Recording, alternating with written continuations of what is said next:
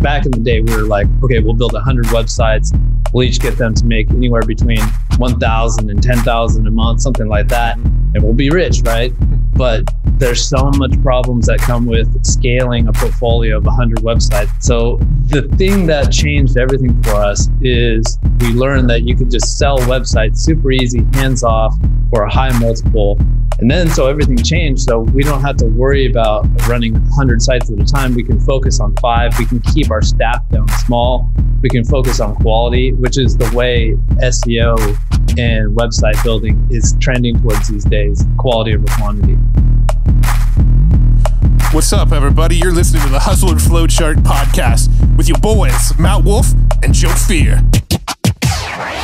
Hey, welcome back to the Hustle and Flowchart podcast. I am your co-host, Matt Wolf, and today we've got a real in-depth tactical episode around affiliate marketing.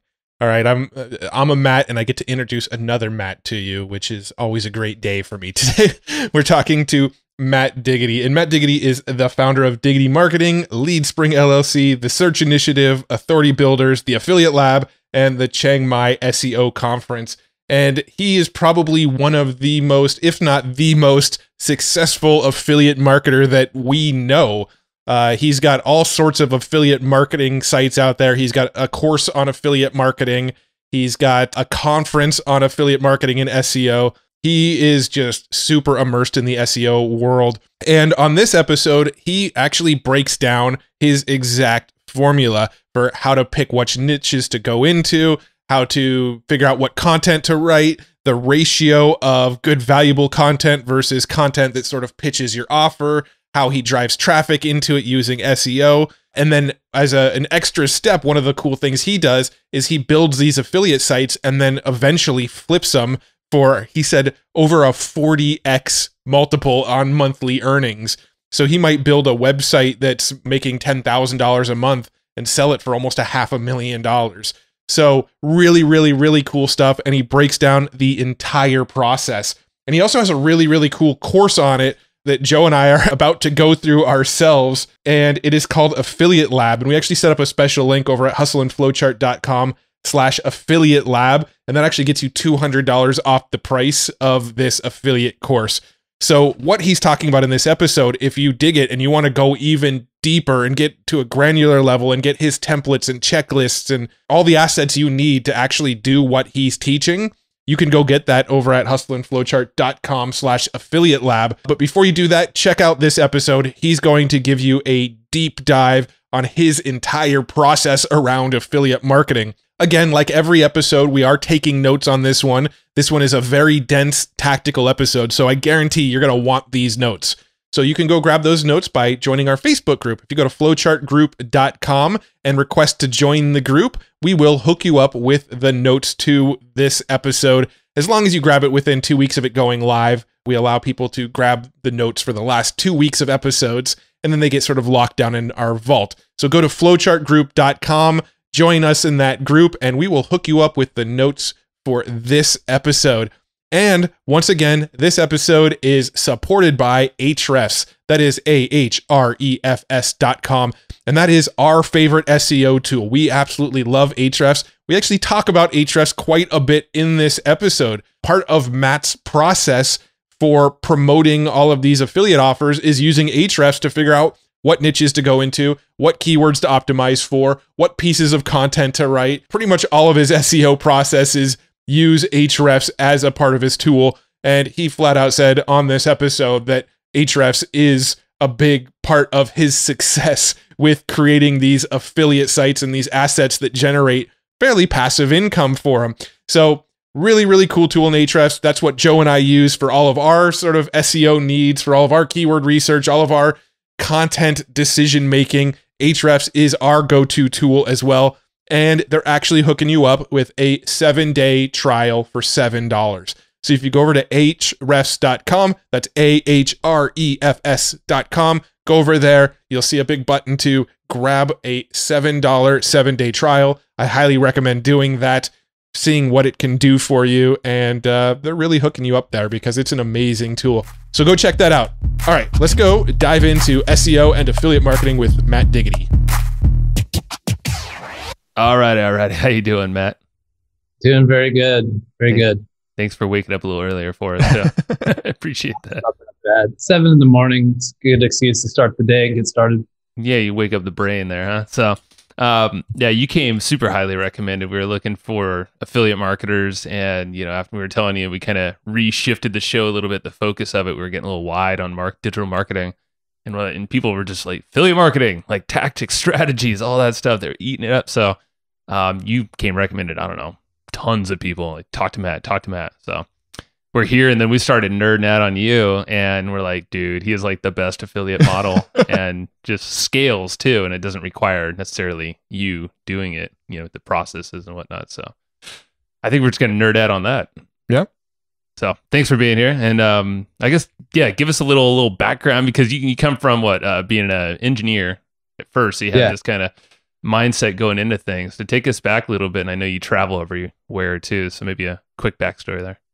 Yeah, so let's see. I went to UC San Diego, in the woods, and studied electrical engineering. And then as soon as I graduated, just started working for all these like San Diego businesses, Qualcomm and Broadcom. They all got offices up in Sorrento Valley and stuff like that. Mm-hmm. And I was working for a software company, and their job was to sell them some software that enables them to do what they do, make microchips and stuff like that. Mm. So, as glorious as that sound, it was actually freaking terrible. It was like the culture in the engineering scene, if you ever ran into any of these guys, is like, if you're not working 60-hour weeks, you're one of the lazy guys. Do not promote this person. He's just holding us all back. Let's just keep him at the bottom kind of thing. So 60-hour weeks was a minimum. So naturally, I had to start looking for other ways to make money. And one of my buddies named David, still lives in San Diego, he gave me the 4-hour work week.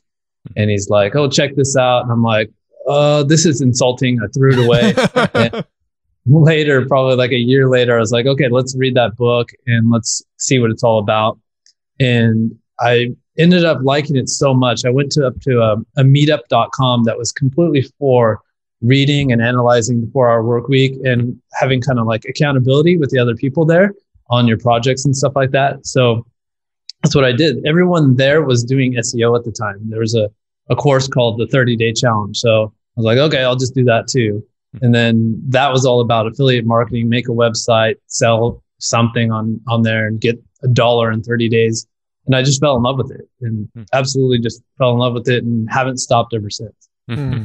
Was that Ed Dale? Was it Ed Dale who put out the 30-Day Challenge? Yeah, that's the guy. Was it Ed? I think I remember that. Yeah, we've hung out with Ed a few times. Yeah, and I mean, I think he's still doing the 30-day challenge in some respects still. Yeah.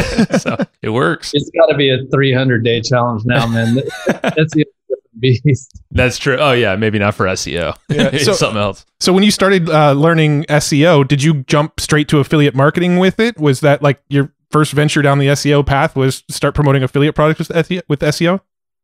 It was almost like affiliate marketing came first, and just the modality of the day to get that traffic was SEO, right?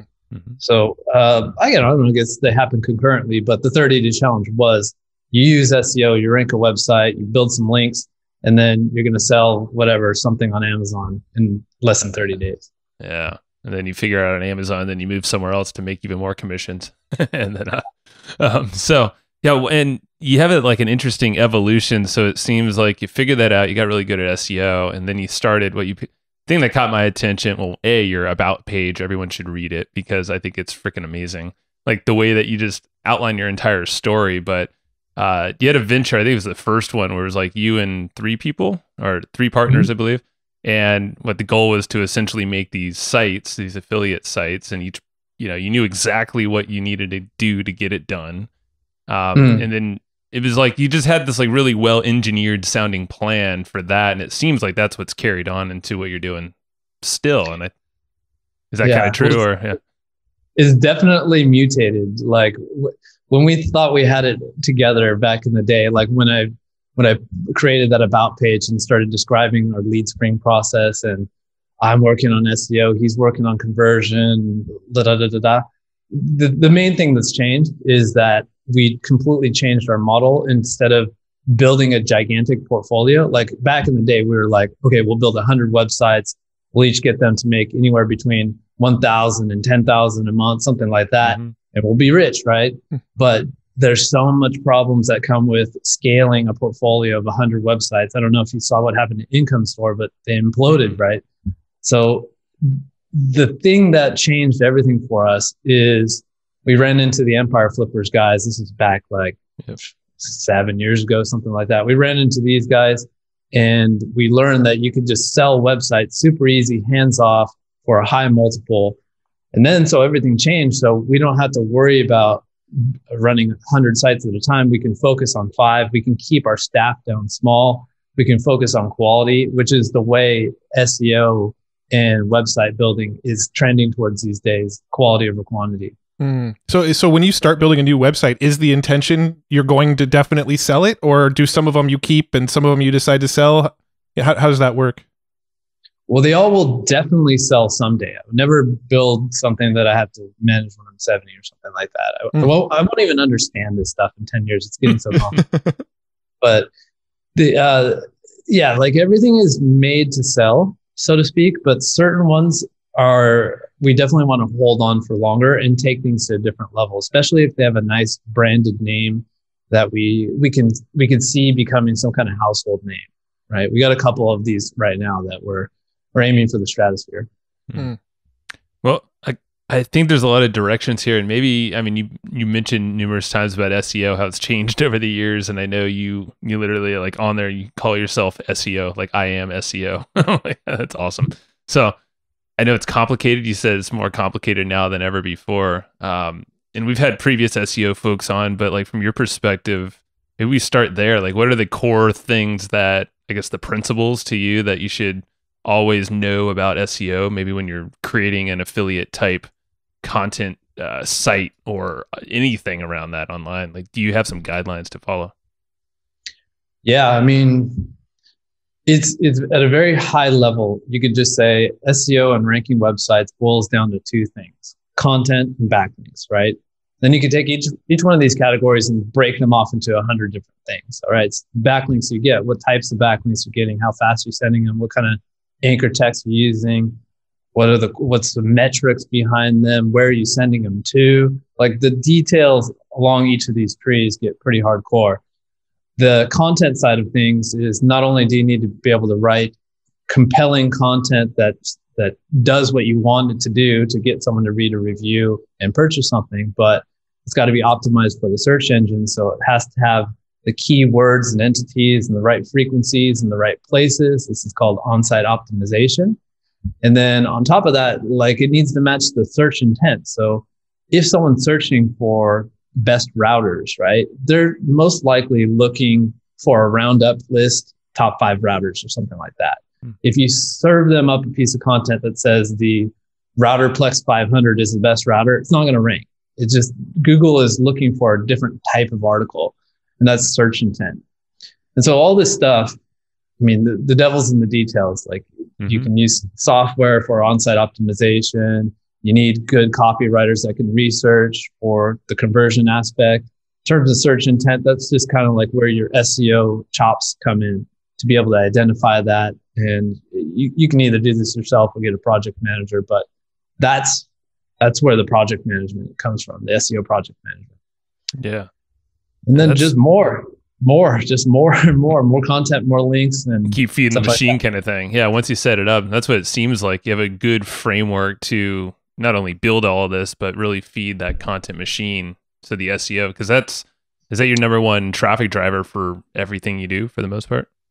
Yeah, but eventually when you get the website to a certain point, you want to start to diversify away from that. So any business doesn't want to stack all of its risk into one single category. So at a certain point, when you have enough SEO traffic, I highly recommend you at least set up like an email marketing system. You do retargeting ads to get leads in there. So then you build up an email list. That's a source of traffic. You got your retargeting ads. That's a source of traffic. As soon as possible. And that just kind of protects you, but also it's more scalable. Like, if you can pump money into something and you get more money out, that's called an ATM. Do you think maybe you can walk us through, I know a lot of this is in your courses and you go into a lot of depth in your courses, but maybe like at a sort of high level, can you sort of walk us through the process you'd go through from like, you know, how do you decide which niche you're going to create, and then, you know, some of the website stuff and then the initial stuff you do to drive traffic? Maybe we can kind of start to build a little bit of a framework for the listeners.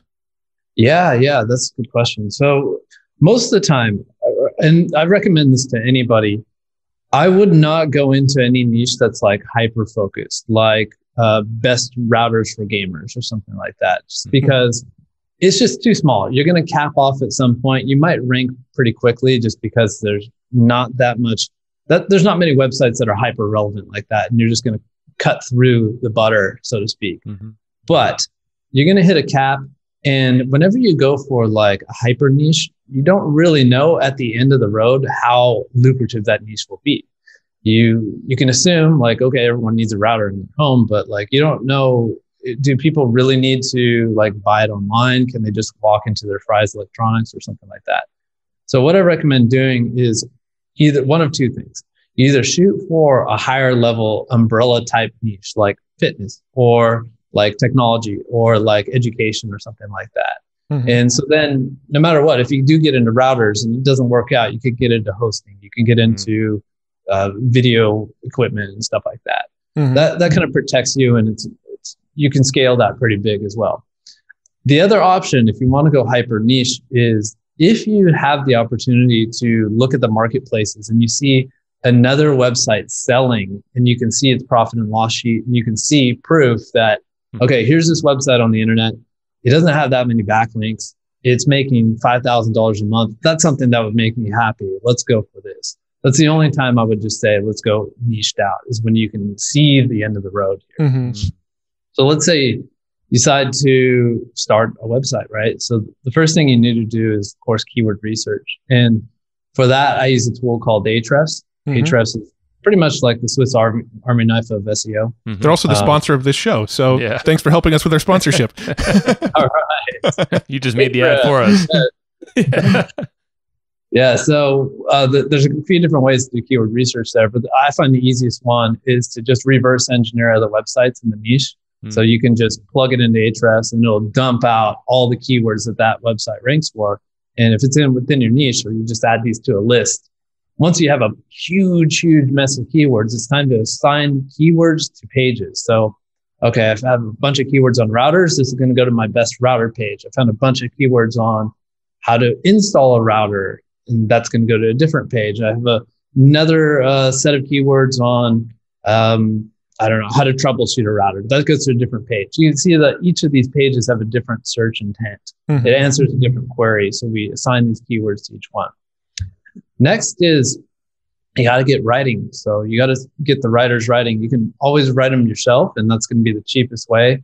It's also going to be very much the most time-consuming way. So what we do in terms of finding writers is we go to a Facebook group called The Cult of Copy, CULT, like cult, right? You go there, you put up an ad, and you say, I'm looking for a subject expert in this type of niche. You must have experience, and I'm looking for someone that pays between 4 to 8 cents a word, depending on your experience. So when you guys find subject experts like this, you're gonna get their. You're definitely gonna ask for any kind of example that they've written in the niche, so you get proven that they've done this before. That's very important. You also want a native English speaker. So one thing that we do is when we make these application forms for these writers, we'll have a quiz. We'll have like a Google form or something like that. We'll say something like, what's your English level on a scale of 1 to 10? 8 or higher is required for this job. So people feel like, okay, I'm an 8. You know, I'll be honest, I'm an 8. English is my second language, but you're not going to take the 8s. You're only going to take the 10s. So this really helps you filter out that list. Get the writers on board. They start writing. I would say you want to launch with about, 15 to 20 pages of content, good homepage design, good interlinking. I mean, we can go down a whole rabbit hole, but I kind of want to stop here. You want to interlink everything together and then launch the website. And then now you're on the next phase. Cool. So the next phase would be starting to drum up backlinks for it. Would be kind of the thing? That's the content side, right? Like, so if we're going back to that tree, I guess, from before. Yeah. So, we kind of skipped a significant part on like site architecture, like how you're going to build everything and link the pages together. Is your website fast enough? Does it load good on mobile versus desktop? Like this is what's called quote unquote technical SEO. Right. Okay. So technical SEO, it's like site speed. It's making sure everything's interlinked properly. You don't want to have any orphaned pages. Like that's a page that just exists without any link to get to it. Just no chance it'll rank. So once you get the technical SEO set up, it's time to start the backlinks. The first backlinks you want to build are the backlinks that any normal business in the real world would build, which would be like your social profiles. You build a Facebook page, you build a Twitter, you build a YouTube channel, you build a LinkedIn, all these kind of guys. And then those are the first links that you build. The second set of links that I like to build is typically not used too much by affiliate websites, but I like to use business citations. So I will go to business directories. If I'm in the technology niche, so I'll go to like technology directories and stuff like that to list out my business, my name, address, phone number. I actually make a fake name, address, phone number. I'll go to local directories. So let's say I decide to make this website's home-based business in San Diego. I'll find a local address that no one's using, and I'll use that in the directories to give it a little bit more substance, a little bit more of a realism, right? Google tends to honor businesses that have physical locations, or at least it's more of a sign that this is actually a real business and not just a rinky-dink website. So after these two sets of links, we did our social profiles, our directories. Then we get into the first set of links that I outreach for, which is guest posts. Do your readers know, or do your listeners know what guest posts are? I'd imagine so. Yeah, kind of like we call podcast guesting often, so very similar. Yeah. It's offer some kind of content, get a link exchange, like exactly what I'm doing here. I wouldn't be talking to these guys otherwise. Truth. No, just kidding. No, that makes a lot of sense. So yeah, the business directories, and so that's basically it. And that kind of just gets the traffic kind of moving, or at least you've done what you can, right? For now, it sets the stage. Yeah, like at the beginning, it's called the Google sandbox. You're not going to get much traction at all. Like, there's a holding period where you just need to do the right things, build trust with Google, and eventually you're going to jump out of the sandbox, and you'll know that because your rankings just start to go from page 5 to page 1, 2, and 3. It just happens in a single jump. I guess for the SEO side, so once you get that cranking, are there some ongoing optimizations, or what's your plan look like for content after that? Are you still developing more, or was that? Yeah, so content's always churning out, but in this beginning stage, I kind of like the analogy I like to use is like I planted this tree, and I'm just going to give it a little bit of maintenance right now. I'm just going to water it every day, maybe 2 or 3 pieces of content per month. Couple backlinks every week, something like that, until I jump out of the sandbox. After you jump out of the sandbox, it's like this little sapling has proven to itself, or proven to me, that's ready to grow up and be a big boy. So that's when I start churning out more content and links. Then at another stage, when it's considered an authority site, then you really just want to give it all your attention possible. Publish every single day, as many backlinks as you can. If you don't have that backlink already, then you want it. Like that's the different, you give more attention to the sites that are given back to you. Yeah. So if you're posting every day, is every piece of content pointing to an affiliate link, or is it just helpful content that may point to like a different money page? Like how does that part structured? Really good question. So there's 2 different types of pages. We call it commercial content, which you're describing with the ones with affiliate links. This is your best router roundups and stuff like that. That's your commercial content. And then you have informational content, like how to install a router or how to troubleshoot a router, which would link to your best router roundup as supporting content. There's SEO value in that. But no matter what, if you're making commercial or informational, always just make sure that it has keyword volume. Don't write something obscure like, should you buy a chocolate covered router or something like that. If a page doesn't have keyword volume, it's a liability. There's no asset value to it. It's just a liability that exists on your site. So to answer your question, we try to keep a blend. So we're not going 100% commercial. We're not going 100% informational. We like to keep it about 60-40, but we also tweak this to see what's a sweet spot in this niche. What does Google like the best? Is it 70% commercial content, 30% informational? Is it on the other side? We play around with it. That makes sense. And then as far as the actual affiliate offers that you pick, how do you go about selecting which offers to plug in there? The biggest criteria is that not Amazon affiliates. So just, I just don't trust that program. Not only are its commissions low, but in my lifetime of doing SEO, they just cut it twice for no apparent reason. Right. Once when their stock surged more than it's ever has before. So, there's just no rhyme or reason to it. But either way, like sometimes you can find affiliate programs, depends on the niche, of course, but you can get up to 40% commission rate, which is almost like you own the product, right? Those are the margins that some product owners have. So that's a big that's a big deciding factor for me. The commission rate, but also conversion rate. Like, does the landing page look good? Does it look like a decent product? Does it have good reviews already? Am I the only weirdo on the internet that's reviewed it positively when everyone else has said this is a complete scam? You can't. You don't want to go against the grain on that sense. Yeah. Are you more of a physical product guy? It sounds like over like digital stuff. Yeah, mostly. I'm in the hosting niche. I'm in the online gambling niches. So I guess that's digital. I guess it would be. Yeah. But everything should apply for the most part. I guess it just depends on traffic, how you're getting that in certain areas, the restrictions and whatnot. Right.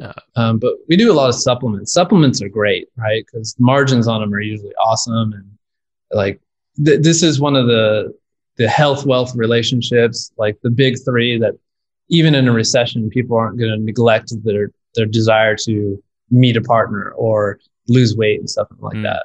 And recurring offers too, I'm sure. Is that part of the criteria? Is you do the work once and you keep retain the client, hopefully. Sometimes that's more like in the hosting and software niches. Yeah. Do you mess around with like the CPA offers at all, where it's like drive to an opt-in and we'll pay you $5 per opt-in? Or because I remember when our first experience into affiliate marketing was 12, 13 years ago. CPA offer. And we were actually driving traffic to CPA offers where all we had to do was collect like a name and a zip code and we would get a commission off of it. So I'm curious if you ever play with that kind of stuff. Yeah, in the sense, so like we call it in our circles, we call it lead generation. So I'm not using a CPA offer, but I have partnered with local business in different areas, and we just worked out our own like ad hoc commission. So yeah, we do a lot through there. But I have tried. We were in the auto loan niche in San Diego, so we did that for a little bit. It didn't work out too well. Yeah. So it sounds.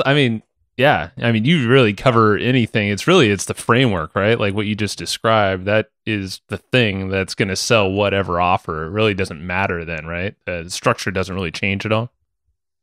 Yeah, the only time it really changes is when you get into like local SEO and you need to rank for cities, states, neighborhoods, and stuff like that. Then your site architecture needs to be more thoughtful, and you do a little bit more different optimization to optimize it for locality rather than just a industry topic. Gotcha. So when you're ready to I might be skipping a step, so you can stop me if I'm going too far. But when it comes to like actually selling the website, what sort of like milestones do you need to hit before it's sellable? Well, the first milestone is you need to get to make at least $500 a month. So that's the minimum that most brokers and marketplaces will list something for. So that's pretty important, right? You can always try to sell a website yourself, but once you hit this $500 mark, now you're eligible for these marketplaces. And the marketplaces, this is just very, very recent. We're seeing multiples go up to 40, 45x. Jeez. So 40 to 45x monthly profit, that can be your website. If you get a website, $10,000 a month, you could sell it for $450,000 right now. That's insane. So is that a new thing? Like, so it's gone up a lot recently then? Yeah, like a couple weeks ago. It was like when we first started started seeing, I think it was Empire Flippers, like everyone's like, what the heck's going on? Multiples are like 40 plus right now. And they put out a notification saying like, yeah, the market's demanding this. This is what people want. It's probably passive income, right? Buyers just want, or maybe passive, or at least a new business to start. I think it's also like what's going on with the economy. The stock market's through the roof. Okay, sure. That's probably, and everyone's super nervous about putting money in the stock market. I haven't been to the States in a couple of years, but I mean, what's housing prices like in San Diego right now? They are going up, and I hear that people aren't really selling. The value's going up, but I don't think it's moving that much. But I'm sure demand is. I don't know about California. People are leaving California. California is we're an anomaly right now, migrating away like crazy right now. But yeah. But yeah, I could see the need for high. It's just a high demand thing right now. These digital assets. Especially if they're bringing in income is monthly, there's traffic, SEO traffic going to them. Do you know some of the criteria to kind of hit those benchmarks for a multiple like that? So I mean, yeah, obviously the brokers are going to like vet the site and make sure it's not a house of cards, right? So sure. Clean backlinks. I mean, you can use gray hat backlinks, or quote unquote PBNs, but they will disclose that in the listing. They're also just going to look and see like, is this entire website just making its money from one single page? That's a house of cards, right? Mm-hmm. Or if it's like one traffic source and one monetization source, all Amazon affiliate, it might get a smaller multiple. But on the whole, like they're just looking for good websites with good brands. Makes sense. Oh yeah. Niches. That was actually one of the questions I was thinking of is brands. Like, how does that, or do you think of branding when it comes to all these different sites that you create? Like, is there a persona, or how does that look for you guys? Yeah, so we always try to go for like a branded domain name, just because it just makes it more scalable, right? Like if I'm bestrouterreviews.com, guess what? I can only scale up to routers. But if I'm techguru.com, then I can really, really get big. And when you're doing outreach for backlinks, it's much easier to get a link to techguru.com than Best Router Reviews. That's true. Yeah, you're just obviously going for the affiliate play or some kind of your broker in a sale somehow. Yeah, just to touch upon something else, there's a new, buzzword or movement in SEO called EAT, expertise, authoritativeness, and trust, where Google is telling everybody that it needs to have these three factors on the website in order for it to rank. How they identify that algorithmically is up in the air, but the moves that the SEOs are making right now is just doing their best to kind of show that a website does have a brand, it does have ownership. These are the authors on the website. There's some kind of credibility that can be attached to the words that are being written there. So that's a big part of it too. I would never just make a website with an about page that says nothing. We review routers done. Like have to try to go into making at least an effort on the brand just for the algorithm's sake these days. Yeah. Interesting. I never heard of a brand and algorithm go together, but I mean, it makes sense. Yeah. That's what I mean, it's picking up everything else. So. Yeah. Well, also a lot of times Google will tell you they want one thing in the form of SEO, but then your results will actually prove something slightly different. But yeah, that's a whole different rabbit hole. Yeah, that's why you test everything. That's why the only truth in SEO is what you see in actual results. Yeah. So I'm curious about your team. Like, how many people do you have like helping you run this stuff and build it out and grow it out? And I know you've got your writers. You mentioned that, but beyond the writers, who else is helping you run all this stuff? Right. So this is another really great thing about the pivot that we made from when we started flipping. So whereas before, if you want to have 100 websites, you probably need 25 operators. Mm-hmm. These are 25 skilled SEOs that know how to manage content writers, that know how to do on-site optimization, that can fix a hosting problem like experts, right? Mm-hmm. How hard is it to find 25 experts and keep tabs, right? Jesus. So instead, when we started flipping, we keep a small amount of sites, but instead of growing horizontally, we're growing tall, right? So we're small amount of sites that can just grow super big. And the teams we need for these is we just have about 3 project managers right now, actually 2 project managers right now. which are our key SEOs. These are our the best of the best. These are our A players, right? But underneath them, they have huge supporting staff. So they'll have general VAs that can just do like handyman type stuff. They'll have content writers. They'll have an outreach team. They'll have a content editor that makes sure that the writers are getting all the the throughput is good and the content quality is good. And so when they have this, they have devs, they have designers and stuff like that. So in this sense, it's really scalable because the project managers are hard to replace and hard to find, hard to motivate. But the supporting staff, these are plug and play. And if a website gets from, 10,000 visitors per month to 1 million per month, it's easy to scale up because we just need more writers. Those are easy to find. Cult of copy, or you discussed this, et cetera. So we find that this is godsend. Like this kind of structure is godsend. So when you find, do you call them your project managers or SEOs? Sounded like you call them SEOs. Yes, right? We call them SEOs. That's cool. I'm trying to speak in normal, not nerdy terms. I love it. So like they sound almost like they're an agency, more or less. Or do you find someone with an existing team and you're like, cool, now we can partner, plug, or like do you actually like architect that team along with them? Like what's the relationship there? We architected because we got different ways of doing things, and we're looking for different personality types and different positions. And yeah, I mean, I would love if we could just absorb like a full set and just get them plugged. So I was like, I don't know if this is like maybe you're just plugging, getting some agencies, acquiring them, and then training them on your processes, and then boom, cranking out more sites. But it makes sense if you have your own system. Yeah, we almost feel like if there's all these teams that are already existing, right? You got the sort of project manager and all the writers and all the people below them. If you've got that sort of infrastructure to go build this, what stops them from just going and doing it themselves? But if you're sort of architecting and building this team out, then it makes a lot more sense. So I'm kind of curious. I guess we've kind of covered it, but you're like your business model in a nutshell. We're kind of like curious about that because like there's so many ways that you can connect what you're doing and scale that. Like we have our own way that we do that through this podcast, email list, retargeting, there's written content as well and video. So what is your, like maybe in a simple sense, your business model look like? Because you have these assets, like what does it look like? You have a training area, which we want to talk about, Affiliate Lab. There's a lot of, it sounds like you deep dive there, but what does it look like if you kind of pan out a little bit and how are things connected? Right. So we've really took a deep dive into LeadSpring, which is basically the affiliate agency, build or buy websites, scale them up, eventually exit them. So that's the bread and butter business. But I got some other stuff on the side. So I have a client-facing agency called The Search Initiative. And we do your SEO for you.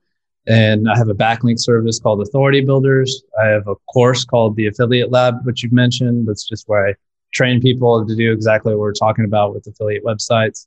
And then I used to run a conference before COVID called the Chiang Mai SEO Conference over here in Chiang Mai. And what's so hold on? So SEO affiliate SEO agency, is that what you called it? The LeadSpring? Yeah, affiliate describe SEO that a little bit. It sounds interesting. Yeah, that's what we've been talking about so far. Some people call it media group, just like you manage content websites and you monetize them. Our particular monetization modality is affiliate mostly, but we also do display ads and stuff like that. That makes sense. Okay. What you got, Matt? I mean, I think we pretty much covered all the stuff that we had on our notes that we wanted to cover. This exhausted everything that I had, and it's an amazing. I mean, I kind of want to hear what you got around like affiliate lab and what you. So it's a bunch of walkthroughs. It looks like templates and frameworks, everything what you just described, what in detail. Because I don't know, Matt and I were nerding out on that, and this isn't a sales pitch for it, but like we were like, holy crap! Like if we can go back in time and kind of architect, and even maybe if there's something we can optimize with what we're already doing, we would follow that. And it looks like it's the most comprehensive way to kind of do it all, like this whole process, and actually go to the selling of a site too. So I don't know if there's any other way you would set that up, or maybe tell people or say who it's best for. Is it like a beginner? Is it someone that's trying to add another, passive income stream?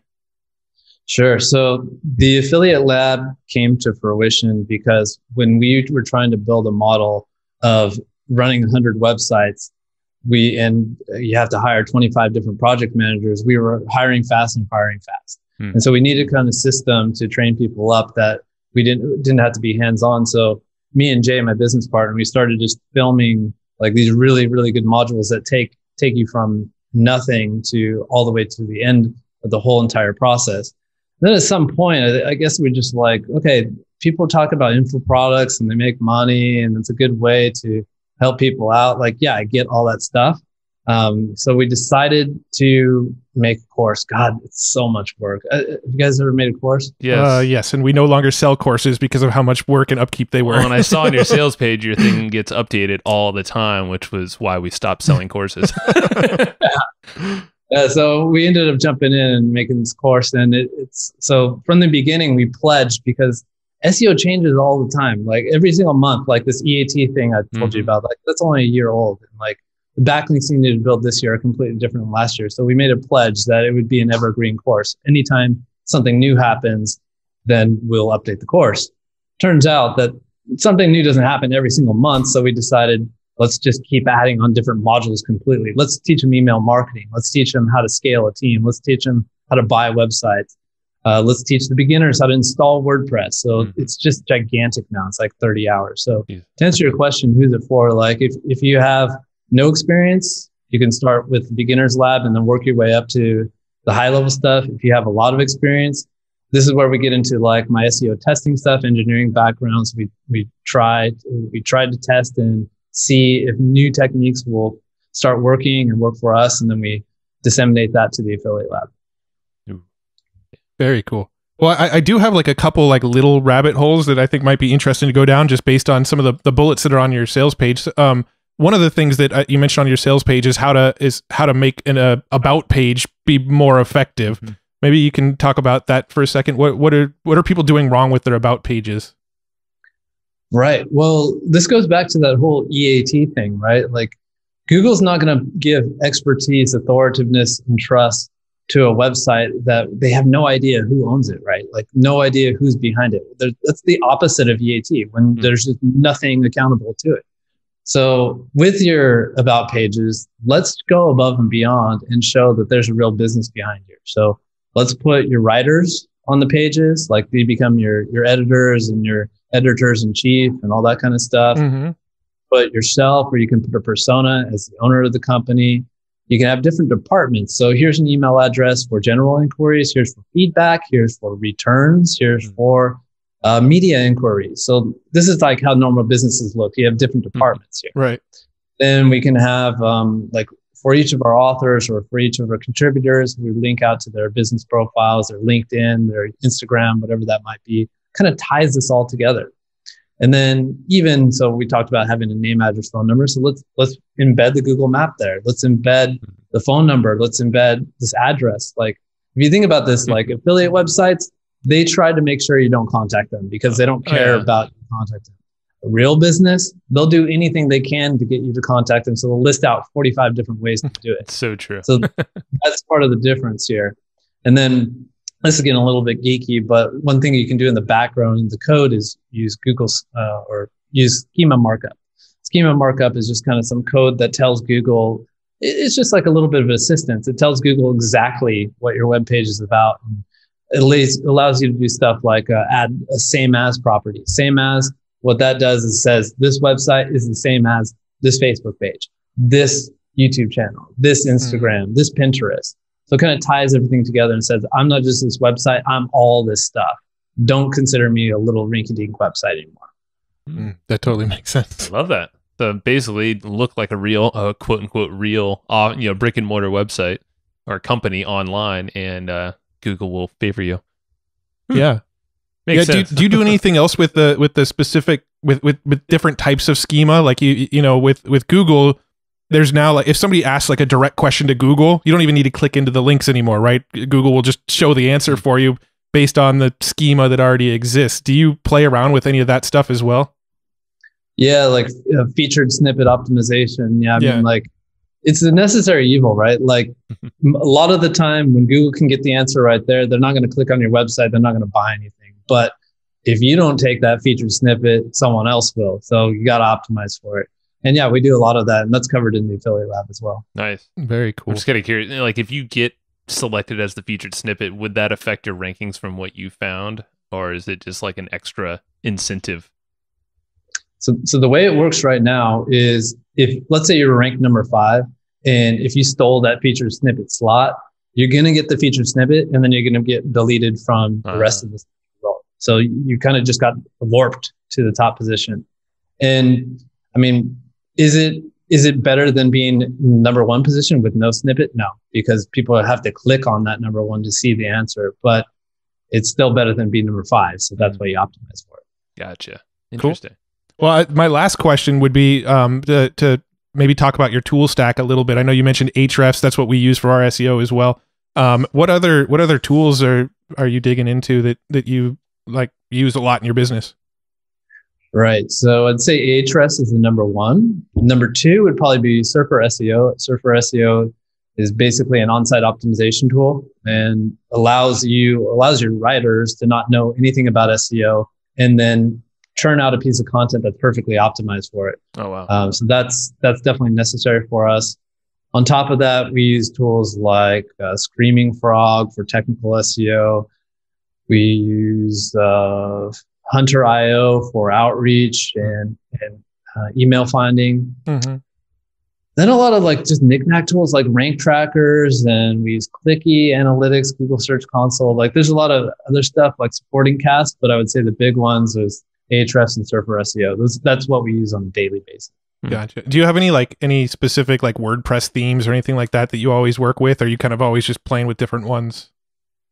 We're either building an Elementor, but these days we got a nice dev team. So we're making custom templates that load faster, exactly how we want them to look. Gotcha. Very cool. Like it. Did you have anything else? No, I think I love the deep technical talk like that. I mean, Surfer SEO has been coming up a lot, like Ahrefs, but like, yeah, Surfer SEO, the way you described it, I think that's super fascinating if you're hiring content writers. It's like, boom, here's your hit list. You know, here's your topic. I guess go make magic happen, and then right. That's it. Yeah, it's a game changer. That's pretty cool. Very awesome, cool. man. Well, I think Affiliate Lab would probably be the most. So that's your training. It seems like the most relevant like extension if someone's excited, about this. So yeah, we have a link, hustleandflowchart.com/affiliate lab. Sweet. Anywhere else, Matt, you want to go have folks check out? I know you have a blog as well. I forget the URL, but you kind of like update on the latest SEO stuff there. Yeah, check out diggitymarketing.com. That's like my hub between most of my businesses. And you'll see me blogging about these tested SEO techniques. Like when I have new results from the lab, so to speak, that's where it gets published. Rad.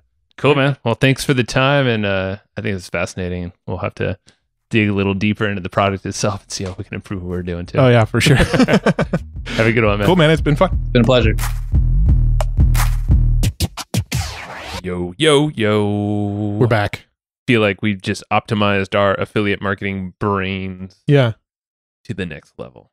Yeah. Well, I will say this much about that episode. It was action-packed, right? Like it was no fluff. None. There was no fluff in that episode. None allowed.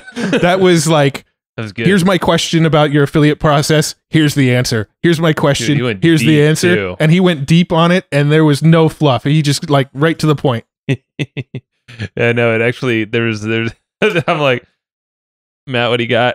Yeah. I got nothing because I know, like this is completely blanked out my notes, I think, for the first time ever. We literally have 2 pages of notes, like one piece of paper, front and back, of notes of stuff that we wanted to discuss. And we literally discussed all of it within the first 30 minutes of the episode.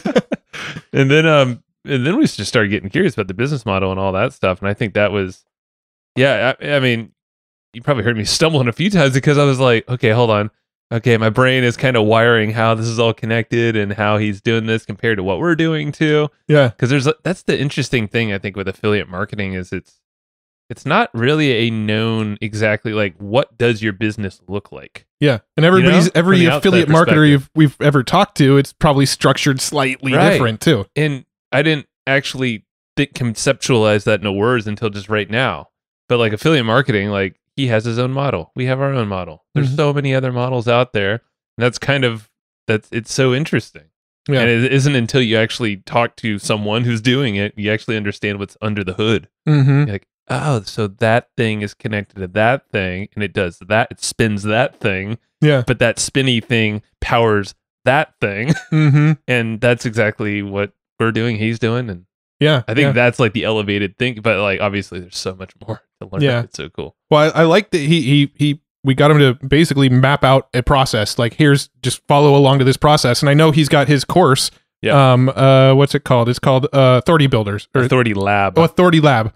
So he's got Authority Lab. And he actually, after we stopped the recording, he's like, I probably should have mentioned this on the recording, but if you go to that hustleandflowchart.com/affiliate lab, it's actually a $200 off link. Yeah. He's like, I think that will be a little easier for folks to join. So, you get $200 off that course if you go to hustleandflowchart.com/affiliate lab.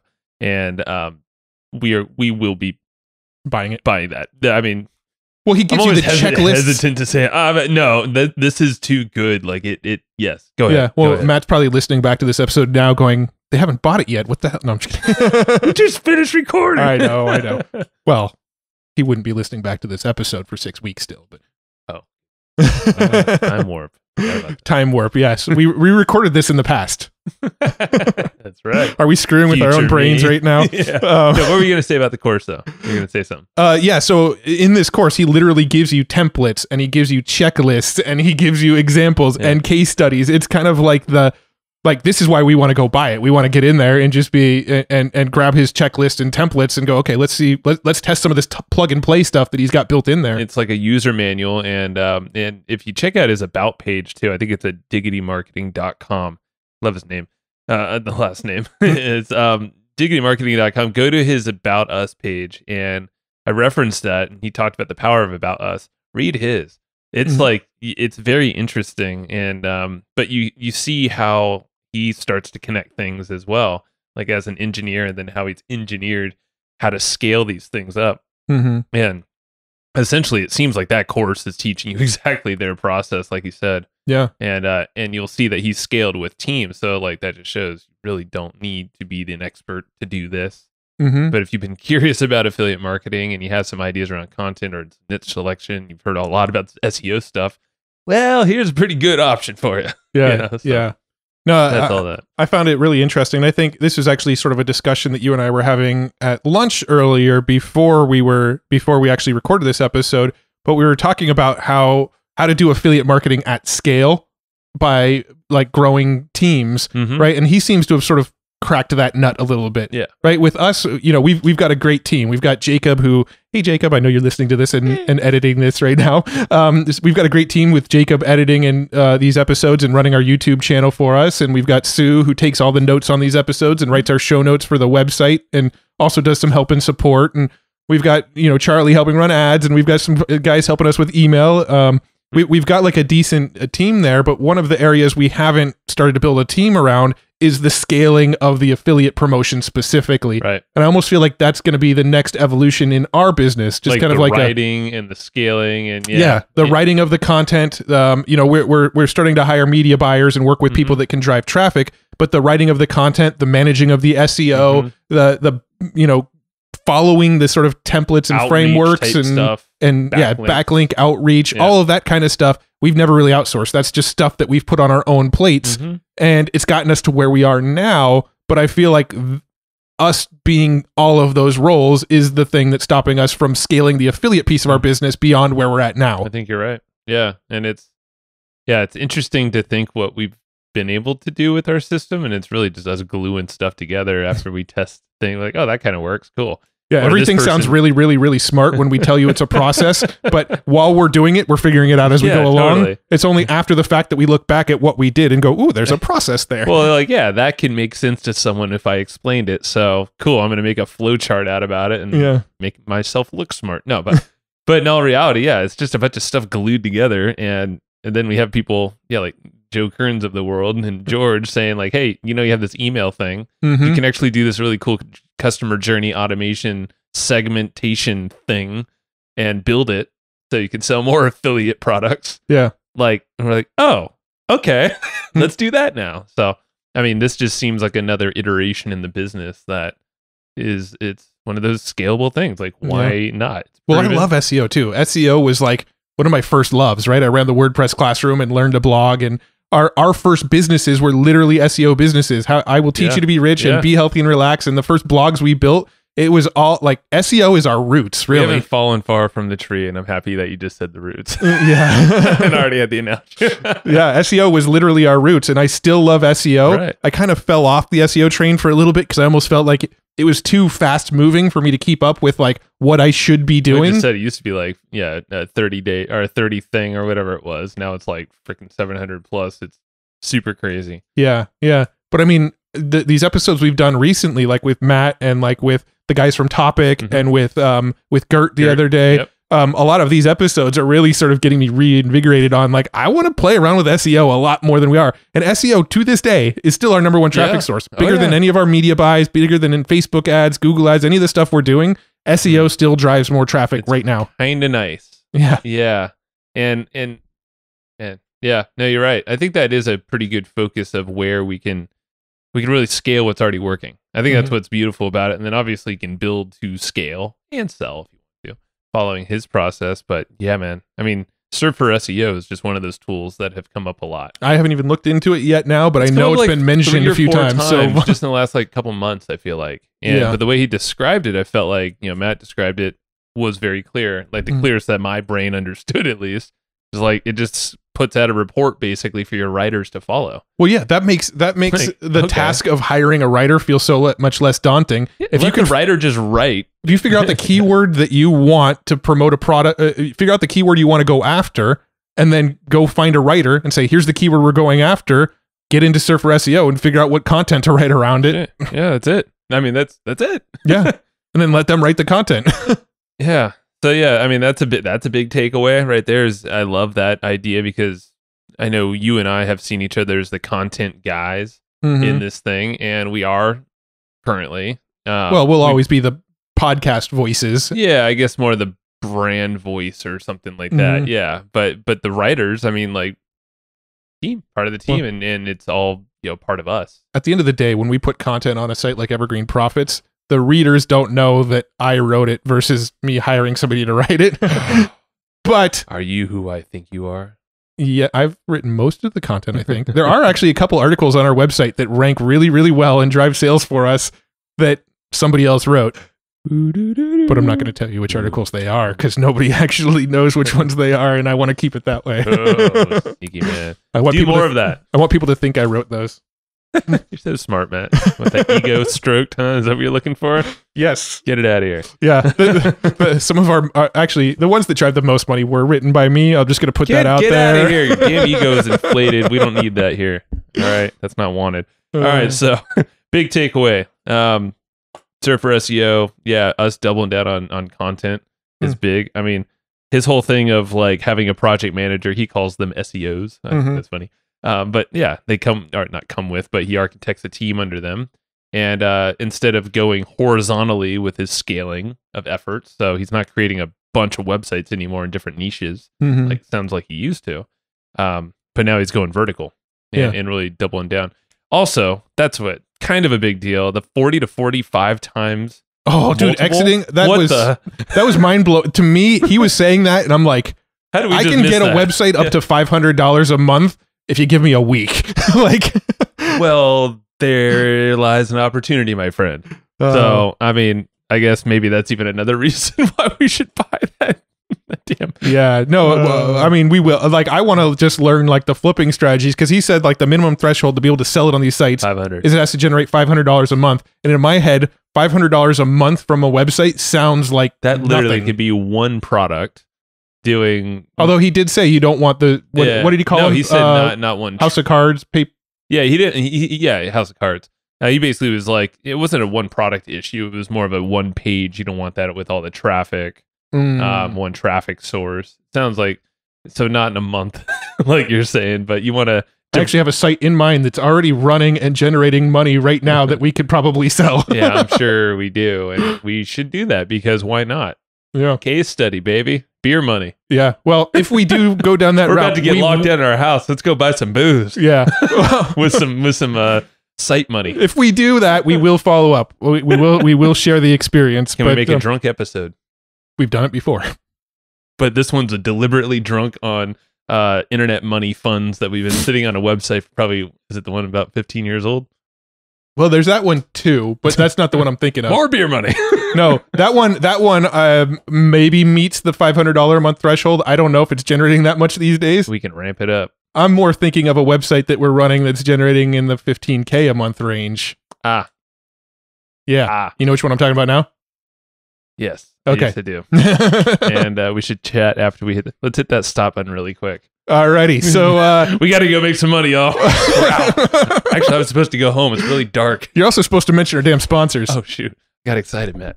All right. So, couple things here. Get the notes. I don't know why we keep forgetting the notes when we're recording these things, but you should not forget the notes because we did them for you. So if you go to flowchartgroup.com, you'll get the action guide for this episode, and which there's probably a lot of action that's going to be listed in there. A lot of processes that Mr. Diggity gave us. And then also you're going to get some other notes once you sign up there at flowchartgroup.com. It gets you in the Facebook group as well. Just make sure to plug your email in to get those. And Easy Webinar is our sponsor that you mentioned. Yes. And they do webinars. They do. They As do the name automated. says. They do live. They do hybrid. And Casey actually just sent us a demo video. Was it today? No, maybe yesterday. Yeah. He sent us a demo video yesterday of like the roadmap of where they're going. And it's like getting so much better and easier to use. Easier webinar. The easier, just keep adding R's. Yeah. But don't spell it that way when you want to go claim your discount because he's hooking you up. So it's based on monthly or annual subscription. You're saving quite a bit of coin. So if you go to easywebinar.com, that is, /hustle. easywebinar.com/hustle. Go get it. Everything webinars. If you're doing webinars, if you're thinking about doing webinars, that is your tool. Yes. Go grab that because it is awesome and it will do anything you need to do with webinars. And he's giving you a sweet discount because you're a listener. Yes. See? We're hooking you up. He's hooking you up. So did Matt Diggity. Go buy this course. $200 off. We're literally jumping off this to go buy the damn course. If you're hanging out still on this podcast episode, for one, thank you very much. We love you. Go share this around with some folks that you also love. But if you're really thinking about it, go get this thing. Yeah. hustleandflowchart.com/affiliate lab, and you will get $200 off. $200.